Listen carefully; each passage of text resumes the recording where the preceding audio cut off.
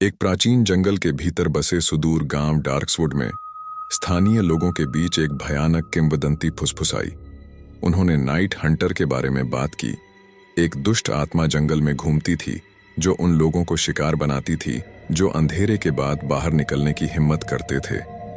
एक तूफानी रात दोस्तों के एक समूह ने किंवदंती के रोमांच से आकर्षित होकर उनके साहस का परीक्षण करने का फैसला किया।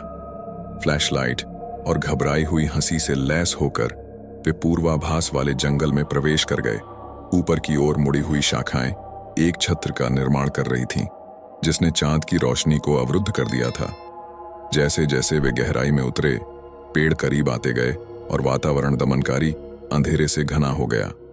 हवा में बेचैन कर देने वाली फुसफुसाहटें आ रही थीं, जिससे दोस्त एक दूसरे को चिंतित नजरों से देखने लगे। उनसे अनभिज्न परछाइयां उनकी दृष्टि की परिधि में घूमती रहीं और अनदेखी आंखें उनके हर कदम को देखती रहीं। जैसे ही समूह जंगल के भीतर छिपे एक प्राचीन कब्रिस्तान में पहुंचा, हवा बर्फीली हो गई। समाधि के पत्थर मूक प्रहरी की तरह खड़े थे और तेज हवा शोकपूर्ण विलाप की नकल करती दिख रही थी। अशुभ संकेतों को नजरअंदाज करते हुए दोस्त कब्रिस्तान के मध्य में एक प्राचीन ओक के पेड़ के आसपास एकत्र हुए और एक सत्र आयोजित करने का निर्णय लिया। जैसे ही उन्होंने आत्माओं का आह्वान किया, हवा एक अप्राकृतिक ऊर्जा से गूंज उठी। अचानक हवा थम गई और एक अलौकिक शांति ने उन्हें घेर लिया। एक वर्णक्रमीय आकृति साकार हुई। उसका भयानक चेहरा पीड़ा में विकृत हो गया। नाइट हंटर का उदय हो चुका था। ठंडी आवाज में आत्मा ने अपनी दुखद कहानी सुनाई। विश्वासघात, प्रतिशोध और एक अन्यायपूर्ण मौत की कहानी। भूतिया कथा से मंत्रमुग्ध होकर दोस्तों को उस पीड़ित आत्मा के साथ एक सहानुभूतिपूर्ण जुड़ाव महसूस हुआ। नाइट हंटर ने न्याय की गुहार लगाई। समूह को जंगल के अंदर एक परित्यक्त हवेली में ले जाया गया, जहां उसके गलत निधन के सबूत छिपे हुए थे। भय और जिज्ञासा के मिश्रण से प्रेरित होकर दोस्तों ने आत्मा के मार्गदर्शन का अनुसरण करते हुए जर्जर हवेली की ओर प्रस्थान किया। इसकी खस्ताहाल दीवारों के भीतर उन्होंने एक छिपे हुए कक्ष का पता लगाया, जिसमें एक धूल भरी पत्रिका और खुशी के समय में नाइट हंटर का एक फीका चित्र था।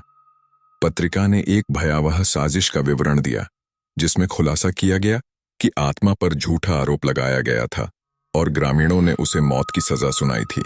गलत को सही करने के लिए दृढ़ संकल्पित दोस्तों ने सच्चाई को उजागर करने और नाइट हंटर को न्याय दिलाने की प्रतिज्ञा की। उन्हें इस बात का जरा भी एहसास नहीं था कि दुष्ट आत्मा ने उन्हें हमेशा धोखा दिया है। जैसे जैसे वे कब्रिस्तान की ओर अपने कदम वापस बढ़ाते गए, परछाइयां गहरी होती गईं और जंगल में एक अप्राकृतिक कोहरा छा गया। जब वे प्राचीन ओक के पास पहुंचे तो उनका स्वागत एक परेशान कर देने वाले दृश्य ने किया।